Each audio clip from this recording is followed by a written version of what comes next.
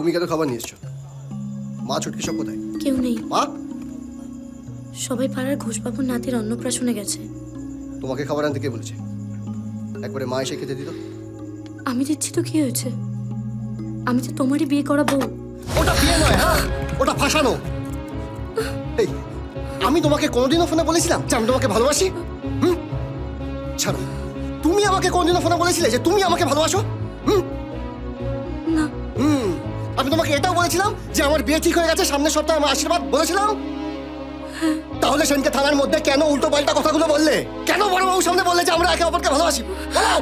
আমি কি করতাম? বাবা সেদিনকে থানায় বললো আমি তার কাছে মরে গেছি, বাড়িও যেতে পারবো না। বড়বাবু বারবার জিজ্ঞেস করছিল আমি তোমাকে ভালোবাসি কিনা, ভালোবাসলে আমাদের বিয়ে দিয়ে দেবে, তুমি ভালো ছেলে, তাই তাই হ্যাঁ বলে দিয়েছি। তোমাকে যতটা আমি সাদাসিধে ভেবেছিলাম ততটা তুমি নও।